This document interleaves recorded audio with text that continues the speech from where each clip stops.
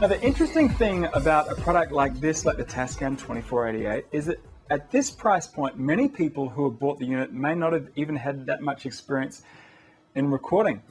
When the home recording category started years and years ago, prices were so high that everyone I know started off with really basic units and then worked their way up as they got more experience. And frankly, we had more cash to spend because everything was so expensive. That has changed recently with the introduction of the 2488, because at this price point, some of you might have just jumped right in, and this might be your first experience with home recording. If it is, we'll need to get you up to speed on the basics of recording audio. And let's be honest, I'm not going to be able to teach you everything a year-long course in audio engineering at a local college could, but we can go a long way at breaking down some of the basic principles. And the first one is, what is multi-track recording?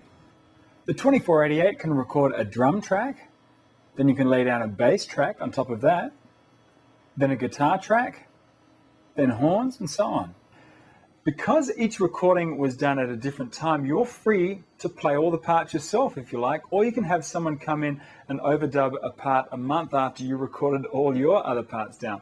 Just because you hear them all playing at the same time doesn't mean they were all necessarily recorded at the same time. There's another benefit for them all being recorded on separate tracks, is with each part being on independent tracks, you have complete control over each element here. You can adjust the level of all these tracks, change the tonal characteristics with EQ, anything you want. This freedom exists because we've recorded each instrument on an independent track. And like we've said, we have 24 of them. To get you familiar with recording, let's go ahead and look at the signal path that your voice goes through from the microphone here, all of its way down onto a single recorded track within the 2488. A microphone is connected to a preamp and then into a channel and then sent onto a track. In the old days, it looked like this, from a mic going to a preamp, then a standalone mixer through a cable, then onto a multi-track recorder, then finally recorded onto tape. The 2488, being an all-in-one digital studio, does away with all of these messy cables and records your voice onto a track on its own internal hard drive. Once the track has been recorded, my vocal can then be played back through a channel. Wander from wonderful you. Now, you might kind of be confused between tracks and channels. You may kind of view those terms as being interchangeable in an all-in-one studio like this. In the old days, you would have had a separate recorder with 24 tracks and then a mixer with the same amount of channels or even more, all connected with a whole bunch of cables. All you need to know right now is that a channel is the path or the pipe that an audio signal goes through on its way to being recorded to or played back from a track. Now, the benefits of a channel is that you can modify the sound of my voice as it moves through that channel. We can adjust the volume, pan, tone effects, and so on. We'll look at that in a real practical way in the next section, recording on the 2488. But let's first just understand the principle that you need to know in order to get great recordings, and we're talking about setting levels. The range of levels that a recorder can capture is known as its dynamic range. That's the limit on what's the most quiet and the most loudest sound that it can record. Now, our job is to set the levels of our input so that we get close to, but not exceed, the maximum limit. Now, both of these extremes, down here and up here, have dangers of their own. Down here is the inherent noise of any signal path, the low-level hiss and hum of, say, your mic cable, for example. I wouldn't set my level way down here because it is down in what we call the noise floor. Then, if you later wanted to amplify this recorded audio, you would bring up the noise floor too, giving you a horrible signal-to-noise ratio. Now, I also don't want to set my levels up here so that it peaks at the top because I'll get distortion. Set your levels so they average at around minus 12 to minus 16 dB, so you have a little headroom for occasional peaks. Fortunately, it's real easy to check the level of a connected microphone. You just adjust the trim pot right here until the overload LED lights up, and then you just back off a little. Check, check, hey, check, check, check, hey. Okay, that's lighting up now. Hey, just back off a little. Check, 1, 2, hey, hey. Good job.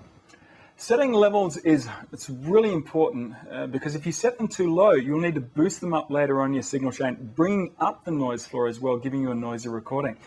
Now, on the other hand, if you set them too high, you'll have clipping or distortion. Go ahead and use the overload LED and also the on-screen display to set your levels so you can have really clean recordings. I can't emphasize this enough. Just because you've got an incredible piece of equipment here, you can actually make really bad recordings if you don't set your levels well. So, how would we record a vocal? I'd normally set the microphone about 3 to 4 inches and just slightly above my mouth to minimize the plosives, the things like the P's and the B's, which can tend to just bottom out a microphone. So if it's just above there, that can help because most of those sounds come a little lower out of your mouth there. If you want to reduce those plosives even more, you can pick up products. There's a few made by companies like Popper Stopper. You'll find that microphone placement is crucial to getting a good sound. With some experimentation, you can really alter and change the tonal characteristic of whatever you're recording. Go ahead and take acoustic guitars, for example. Listen to how the sound changes depending on how the mic is placed.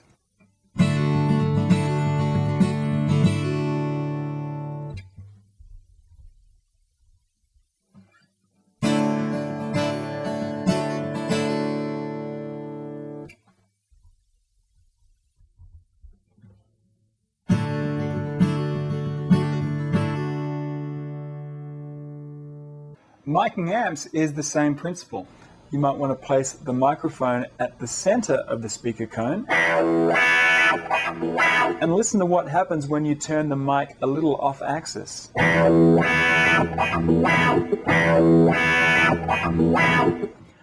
are a number of different types of microphones available today, but they break out into 2 broad groups. Dynamic microphones are sturdy and able to record in very loud environments, such as close to, say, a snare drum. They're typically used in live situations. The condenser mics, on the other hand, are a little bit more delicate and able to pick up more of the subtle nuances of an instrument and mostly used on vocals, acoustic guitars, and so on. The 2488 will take either of these mic choices, either dynamics or condensers. Just go ahead and plug them into any of the 8 inputs on the rear panel. Now, one exception is this. Remember this, condenser mics need power to operate, dynamic mics do not.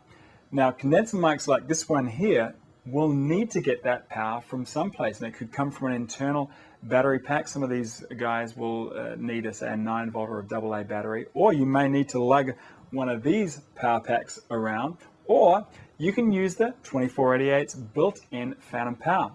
The first 4 inputs have XLR jacks for you to plug your condenser mics in, and with a press of a button, you can send power down that same mic cable and remotely power up your mic, up to 4 at a time. Now, if you're using only dynamic mics, go ahead and set that to off.